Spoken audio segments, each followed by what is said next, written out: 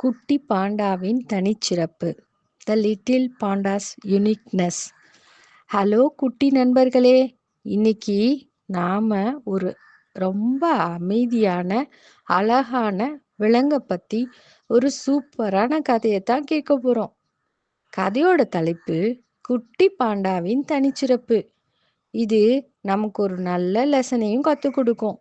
வாங்க கதைக்குள்ள போலாம். தூர கிழக்குல இருக்க ஒரு அழகான குளிர்ச்சியான மூங்கில் காட்டுல இந்துங்கிற ஒரு குட்டி பாண்டா இருந்துச்சு. மற்ற விலங்குகள் எல்லாம் வேகமா ஓடி விளையாடும், மரத்து மேல ஏறும், கீழே இறங்கும், சத்தம் போட்டு விளையாடும். ஆனா பிந்து பாண்டா ரொம்ப மெதுவா அமைதியா இருக்கும். அதுக்கு ஓடி விளையாட பிடிக்காது, சத்தம் போட்டும் பேசாது. அது எப்பவும் மூங்கில் தளிர்களை ரொம்ப மெதுவா சாப்பிட்டுட்டு அமைதியா உட்கார்ந்துருக்கும். நான் ஏன் மற்ற விலங்குகள் மாதிரி இல்லை அப்படின்னு ரொம்ப குழம்பி போய் இருக்கும். மற்ற விலங்குகளும் பிந்து பாண்டாவை பார்த்து, பிந்து, நீ ஏன் எங்க கூட சேர்ந்து விளையாட மாட்டேங்கிற? ஏன் எப்பவும் மூங்கில் தளிர்களையே சாப்பிட்டுட்டு இருக்க அப்படின்னு கேட்பாங்க. பிந்து பாண்டாவுக்கு என்ன பதில் சொல்றதுனே தெரியாது. அது தனக்குள்ளேயே ரொம்ப யோசிக்கும். மற்றவங்க இருக்கிற மாதிரி எல்லாம் நான் ஏன் இல்லை, நான் மட்டும் ஏன் இப்படி இருக்கேன் அப்படின்னு கவலைப்படும். ஒரு நாள் பிந்து பாண்டா தன்னுடைய கவலைய காட்டுல இருந்த ஒரு வயதான ரொம்ப ஞானமான ஒரு ஆமை கிட்ட சொல்லுச்சு. பாட்டி, நான் ஏன் மற்ற விலங்குகள் மாதிரி இல்லை? என்னால ஓட முடியல, சத்தம் போட முடியல, எனக்கு மூங்கில் மட்டும்தான் ரொம்ப பிடிக்கும். நான் என்ன ஒரு வித்தியாசமான பாண்டாவா அப்படின்னு கேட்டுச்சு. பாட்டி ரொம்பவும் சிரிச்சிருச்சு. என் செல்லமே, அது தாண்டா உன் தனிச்சிறப்பு.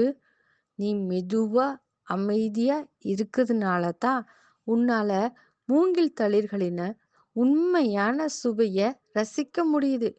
உன்னோட அமைதியான குணத்தினால தான் இந்த காடும் அமைதியா இருக்கு. நீ ஓடினாலோ சத்தம் போட்டாலோ உன்னோட தனிப்பட்ட அழகே போயிரும் அப்படின்னு சொன்னாங்க. பாட்டி சொன்னதை கேட்டு பிந்து பாண்டாவுக்கு ரொம்ப சந்தோஷம் ஆயிருச்சு. ஆஹா, நான் ரொம்ப வித்தியாசமா இருக்கிறது ஒரு பெரிய கஷ்டமே இல்லை, இது ஒரு சக்தின்னு புரிஞ்சுக்குச்சு. அதுக்கப்புறம் அது ரொம்ப மெதுவா அமைதியா மூங்கில் தளிர்களை இன்னும் ரசிச்சு சந்தோஷமா சாப்பிட ஆரம்பிச்சது.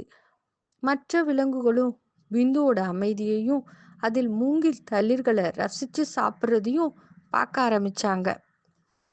ஒவ்வொரு விலங்குக்கும் ஒவ்வொரு தனித்துவமான குணம் இருக்கு அப்படிங்கிறத நல்லா புரிஞ்சுக்கிட்டாங்க. காட்டுல அமைதியும் அன்பும் நிறைஞ்சு இருந்தது.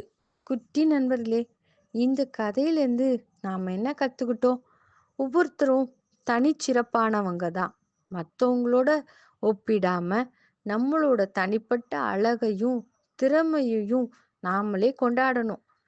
அமைதியில ஆனந்தம் உண்டு. சின்ன சின்ன விஷயங்களையும் ரசிச்சு வாழ கத்துக்கணும். இந்த கதை உங்களுக்கு ரொம்ப பிடிச்சிருந்துச்சா? அப்ப லைக் பண்ணுங்க, உங்க ஃப்ரெண்ட்ஸோட ஷேர் பண்ணிக்கோங்க. மறக்காம நம்ம சேனலை சப்ஸ்கிரைப் பண்ணுங்க. அடுத்த இன்ட்ரெஸ்டிங் ஸ்டோரியில சந்திக்கலாம். நன்றி குட்டீஸ். பாய் பாய்.